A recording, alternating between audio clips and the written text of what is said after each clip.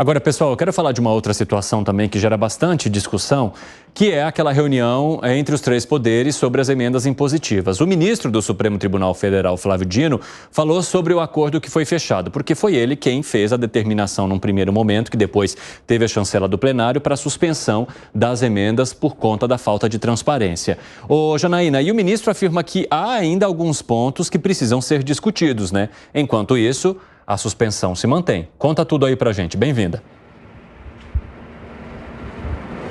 Pois é, Evandro, boa tarde a você, boa tarde a todos.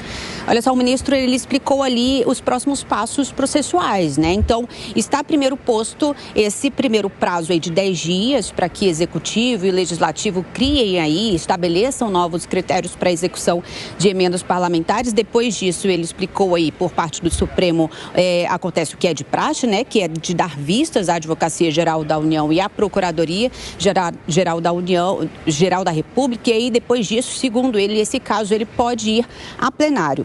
Ele também disse, o ministro Flávio Dino, que embora nessa reunião não tenha sido ali formalizado nenhum documento, né, as partes ali não assinaram nenhum termo ali em relação a esse acordo, mas que ele tem absoluta certeza que o Congresso Nacional e o Palácio do Planalto vão cumprir aí com esses 10 dias estabelecidos. O ministro, ele falou sobre esse assunto um pouquinho antes dele participar de um evento lá no Palácio do Planalto. A gente separou um trechinho, vamos ouvir. Eu tenho absoluta certeza que os 10 dias vão ser cumpridos, a reunião foi um bom clima, o documento de fato não tem essa força normativa, impositiva, mas claro que todo mundo vai cumprir e é exatamente por isso que eu acabei de mencionar. O acordo ele não finaliza os processos, tanto que as liminares estão valendo. O acordo sinaliza o caminho pelo qual nós vamos chegar ao fim dos processos, que é percorrer aqueles passos que estão lá, mas evidentemente o tema vai voltar para o plenário. Então, como o ministro disse, as liminares ainda estão valendo, né? Ou seja, ainda estão suspensas aí as emendas, todas as emendas impositivas, incluindo aí as emendas PIX.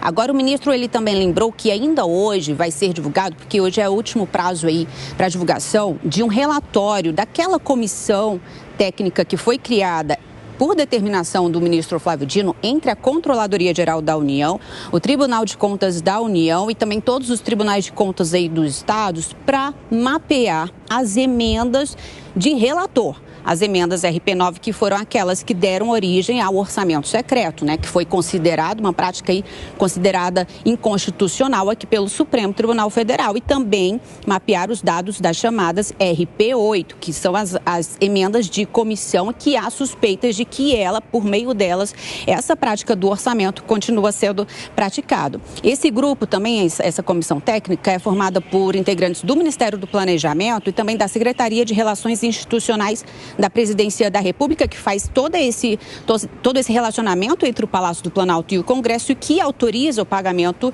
dessas emendas. Então, a partir desses dados mapeados, esse relatório que vai ser divulgado ainda hoje vai responder, por exemplo, se esses dados das emendas estão disponíveis para acesso público, quais não estão e quem são os responsáveis aí pelas informações que não estão publicadas. Evandro. Muito obrigado, viu, Janaína? A gente vai se falando aqui ao longo do 3 em 1. Já quero ouvir os nossos comentaristas sobre essa situação. Porque ali nas emendas, por exemplo, de comissão, né, é necessário apresentar o carimbo de quem está enviando a emenda. E isso não teria sido definido. Tudo bem que tem 10 dias ainda para uma conversa entre governo e legislativo, mas eu acho bem difícil que eles queiram colocar cada vez mais regras, né? A intenção é facilitar dentro daquilo que já foi conversado com o Supremo Tribunal Federal. Agora, tudo indica que o ministro Flávio Dino vai se manter em cima enquanto não tiver do jeito que ele imagina, provavelmente, que seja o ideal. O que você acha, Gani? Olha, numa primeira leitura, no calor do acontecimento, logo quando saiu no dia de ontem, eu tive a impressão de que, do jeito que foi costurado pelo Supremo Tribunal Federal, favoreceu o poder executivo. Hoje, com mais calma, lendo os jornais, refletindo sobre o assunto, me parece que o Congresso não saiu perdendo, não. Por quê? Porque o orçamento secreto, ele continuou nas emendas de comissão. E a partir do momento que não há identificação nas emendas de comissão, continua o orçamento secreto. Porque você escrever simplesmente por mais transparência, rastreabilidade, não garante o cumprimento da regra. Você precisa de instrumentos concretos na prática para garantir essa transparência. Então, esse é o primeiro ponto. Segundo ponto, que não houve também uma diminuição das emendas para os parlamentares. Há um dispositivo para que essas emendas não cresçam mais. Mas continua-se do jeito que está. E o volume não é pequeno. Esse é o segundo ponto aí da vitória, entre aspas, do Congresso Nacional. Então eu vejo que há uma possibilidade de continuidade do orçamento secreto e a continuidade de um volume muito grande de emendas parlamentares para o Congresso Nacional e com um aditivo, podendo ser constitucionalizado. Porque emenda de comissão, por hora, é um acordo. É a continuação do orçamento secreto. Não tinha mais o orçamento secreto, criaram as emendas de comissão. Muito bem. Agora existe a possibilidade de ir para a PEC e se tornar obrigatório. E aí a despesa, é obrigatória. Carimbada. 4h27, o pessoal da rádio vai para um rápido intervalo, daqui a pouco eu espero vocês. Ô Zé Maria, a gente acompanhou uma discussão parecida quando havia o orçamento secreto, né? O Supremo Tribunal Federal foi lá, entrou na onda, conseguiu alterar de certa forma, mas mal menos, né? Porque depois mudou o nome, mudou o jeito de fazer, mas ainda não ficou com a transparência esperada. Será que a gente poderia acompanhar agora uma parte 2 desse orçamento secreto, em que o Supremo Tribunal Federal vai lá, dá uma cobrada, há conversa, possibilidade de maior transparência, mas algumas brechas que são as mais relevantes ainda permanecem? Pois é, olha, o Alan tem razão, o Congresso não saiu perdendo não, porque há um exagero, todo mundo vê, é claro que há um exagero das emendas. Primeiro, do valor, né, do montante, como se diz aqui. São 60 bilhões de reais, todos os recursos administrados pelo Congresso, é muito dinheiro, né? Além desse montante, desse valor que não foi motivo do debate, e que entendo que o governo deve apresentar ao Congresso Nacional. Senhores, está muito. E apresentou. No orçamento está lá 36 bilhões, que os deputados e senadores vão naturalmente levar para 50 bilhões, mas enfraquece um pouco esse ímpeto do Congresso de aumentar as emendas. Então, só resumindo, para o orçamento deste ano, a LDO fala em 36 bilhões. O orçamento que está sendo executado neste ano, 60 bilhões, 64 bilhões. Então é metade. Mas os congressistas vão votar a LDO e aumentar esses 36 para 50. Isso nem foi tocado na reunião. Lá na reunião era a parte legal, ou seja, a transparência. Fica com o mesmo valor e vamos aqui privilegiar a transparência, a forma. Nós queremos saber quem indicou, para onde foi e o que foi feito do dinheiro. Hoje ele some do radar. O controlador-geral da República me disse o seguinte: entrou R$1 de dinheiro público federal, nós temos que investigar, mesmo que seja num município lá distante. E eles fazem isso. Tem um programa de inteligência artificial. Esse programa ele tem vários aspectos que busca incoerência, incongruência, e a coisa mais inteligente, quando uma empresa é pega fazendo uma irregularidade no município, todos os municípios que realizaram negócios com esta empresa caem na malha fina, que é lógico, se uma empresa não pode ser honesta no município e desonesta no outro, né? Então é muito coerente. Então, assim, a controladoria tem como investigar. Mas nesse caso da emenda PIX, some. O dinheiro é um bem fungível, né?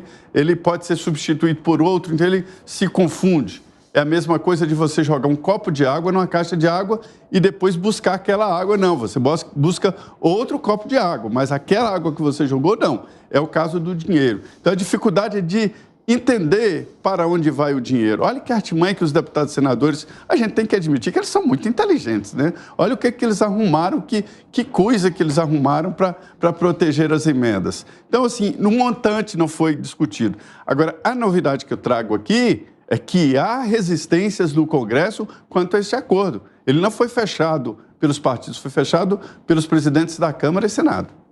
Fala, Piperno. Agora, 4h30, o pessoal da rádio está de volta e nós estamos discutindo aqui, né, o acordo sobre as emendas parlamentares e as brechas que ainda permaneceram, como a falta de transparência sobre quem estaria enviando a emenda no caso daquela que sai de comissão. Fala aí, Piperninho. Uma semana atrás, a gente imaginava que isso fosse provocar um tsunami nas relações entre o Congresso, o STF, Congresso e governo, né? Até pela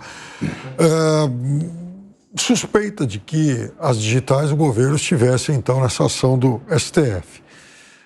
E parte disso, né, de toda essa desconfiança, parece que ela foi deixada um pouco de lado, porque, então, surge essa solução que, aparentemente, preserva a bolada de recursos, coisa sobre a qual nós já havíamos falado aqui no início da semana, né? Porque um dos ministros do STF mesmo chegou a dizer que, bom, a quantidade, o volume de recursos, isso tem que ser discutido entre os políticos. Ele falou, isso é problema dos políticos, do executivo e do legislativo.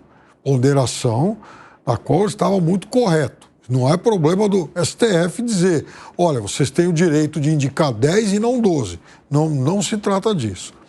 Agora, isso tudo deixa uma outra lição, né? De que esse é mais um episódio vexatório para quem se importa com a questão reputacional. Por quê? Porque está se tratando basicamente de obrigar o Congresso a fazer o óbvio. Ou seja, de dizer o seguinte, bom, se o dinheiro vai para a cidade do Evandro, primeiro, nós temos que saber quem foi que enviou esse dinheiro, para onde na cidade do Evandro esse dinheiro vai e quem é que vai executar essas obras. E a gente quer também um cronograma, que é a rastreabilidade de tudo isso, de quais são os fornecedores que estão envolvidos nisso, quer dizer, ou seja, o que está se pedindo é o mínimo, é o básico. Não se pode imaginar qualquer outra coisa quando a gente está discutindo, enfim, debatendo o envio de dinheiro público. A questão básica, né, Piperno, é que não pode haver sigilo nenhum. Não, mas qualquer o dinheiro é sigilo, público, por mínimo que for, já é grave, porque a gente está falando de dinheiro que é de todo mundo, lógico, nós que pagamos isso. Então, assim, não faz o menor sentido que a gente não saiba o mínimo ou o máximo, não interessa. De alguma maneira, a gente tem que entender todos os porquês, os comos, os motivos, enfim, qualquer coisa. Qualquer sigilo mínimo já é, digamos assim, imoral diante do dinheiro que está sendo usado, que é o dinheiro de todos nós. E outra coisa, Evandro, o político não é, por definição, o cidadão mais discreto do mundo. Então, se ele vai mandar um dinheiro, um recurso para a escola do seu bairro... Ele vai querer bombar nas redes. Ele quer a placa lá, bombar nas redes. Olha, isso aqui é uma obra, põe uma faixa na rua, né? O asfalto, enfim, está sendo aqui realizado graças ao deputado, ao vereador, fulano de tal, lindo. Como é que, né, a questão dessas emendas sigilosas aí, o político misteriosamente não quer pôr o nominho dele lá? Por quê? O que justifica isso? O que será que tem de mais gratificante para ele do que exatamente as digitais dele em uma obra pública? E tem uma outra questão que a gente precisa apontar também, que agora, diante desses 10 dias, a suspensão se mantém, né? Porque o Supremo Tribunal Federal precisa esperar o acordo que será delimitado entre o Congresso e o Executivo para, então, te retirar a suspensão. Embora também isso não vai fazer muita diferença agora, porque com o início do processo eleitoral e da campanha eleitoral não há mais como enviar as emendas. Então, toda a discussão aconteceu até num prazo benéfico, digamos assim, para os parlamentares, né? Porque se fosse no ano em que não houvesse eleição e as emendas pudessem ser executadas normalmente, aí vocês iam ver mesmo o negócio pegar fogo, né, Zé Maria? Exatamente. Eu vou abrir aqui uma conversa. O deputado Hildon Rocha, do Maranhão, MDB do Maranhão, ele contou uma história que poderia ser exemplo, mas não é a normalidade. Um prefeito pediu ajuda para comprar um ônibus escolar. Aí ele falou, olha, para comprar alguma coisa do governo federal, é preciso apresentar o projeto, não sei o quê, ser aprovado pelo Ministério. É uma burocracia muito grande e necessária. Não xinguem burocracia. A burocracia, nestes casos de dinheiro, é muito importante porque senão o dinheiro público desaparece de uma hora para outra. Aí ele mandou, através desse elemento sem burocracia, o dinheiro para o prefeito. Quando ele foi lá ver, o prefeito, em vez do ônibus, tinha comprado uma van, metade do preço. Aí o que ele fez? Foi lá e denunciou o prefeito. Então, o deputado deveria fiscalizar, já que ele não quer burocracia, que ele seja a burocracia, né? E não exatamente tente encobertar isso. Mas não é a normalidade e os tributos e os recursos públicos não podem ser usados dessa forma secretamente. Essa história de emenda do Congresso Nacional, isso tem que acabar. Isso é uma aberração, porque é um ônus, é um bônus sem ônus. Quer dizer, o deputado manda, o senador manda o dinheiro e não fiscaliza e não se responsabiliza deveria, quando ele coloca a assinatura. Daí a exigência de identificar, de ligar o deputado à emenda parlamentar. Ah, mas eu não sei, o governo não sabe a dificuldade do município, e nem deveria. Quem tem que saber a dificuldade do município é o prefeito. Ele foi eleito para saber as dificuldades do município. O governo federal tem que pensar no bem-estar geral, tem que pensar num projeto nacional. E o que me assusta, eu vou dizer aqui com todo o coração, é que eu vejo uma reunião tão ampla de 11 ministros do Supremo, ministros do governo, Lula, em nome do presidente Lula, presidente da Câmara Senado, ninguém falou ou pensou, vem cá, e o futuro do país? E um projeto nacional? Ninguém pensa nisso, está pensando no orçamento do deputado. Isso é muito vergonhoso. Isso é vergonhoso. E esse acordo, inclusive, ele não tira a cobrança que o Congresso está fazendo em cima do Supremo Tribunal Federal, não. E qual que é essa cobrança? Por meio daqueles projetos que podem limitar a atuação dos ministros, porque a presidente da CCJ, a deputada Caroline de Toni, ela já está liberando ali para designar os relatores dos textos que podem limitar essa atuação dos ministros, né, em duas questões diferentes. Então, Gani, a conversa avançou, se chegou a um acordo, mas o Congresso está ainda com a pulga atrás da orelha. Pois é, e o Congresso Nacional tem esses projetos na gaveta. Um deles limita a decisão monocrática dos ministros do Supremo, como também pode tirar da gaveta uma CPI por abuso de autoridade. E aí é claro que o Congresso ganha força porque há uma parte expressiva da sociedade com críticas ao Supremo Tribunal Federal. Sejam elas a parte processual, né? Então, um Supremo que tem ministro que é vítima, que é o juiz, que é o promotor, que é o investigador, ferindo o sistema acusatório. O Supremo que também é um legislador, muitas vezes interfere no poder legislativo do parlamento. Um Supremo que muitas vezes também criminaliza, censura opiniões. Então, tudo isso tem gerado uma grande revolta na sociedade. E aí o parlamento agindo, não pelos interesses da sociedade, agindo pelos seus interesses próprios, mas sentindo que há um respaldo, há apoio de setores importantes da sociedade, pode justamente colocar esses projetos em votação e também tirar ali da cartola a CPI do abuso de autoridade. O que você acha, Piperno, que o Congresso deve levar em frente esses projetos, principalmente aquele que limita a decisão monocrática dos ministros? Não, veja, decisão monocrática, até a gente já discutiu aqui algumas vezes, ela tem sim a sua razão de ser muito bem debatida, porque a decisão monocrática, é preciso que as pessoas entendam que ela pode ser vista sob dois aspectos. Primeiro, a decisão democrática, que a meu ver é equivocada, que é aquela que permite a um único ministro, por exemplo, rever uma decisão que já passou por todo o plenário, ou até mesmo pelo Congresso, enfim. Isso aí é poder demais nas mãos de um só. A outra coisa é a decisão monocrática necessária, ou seja, aquela decisão monocrática por conta de uma ação que ela chega isoladamente ao STF, precisa lá de alguém para julgar, até para dar mais celeridade, e o ministro vai lá e se posiciona.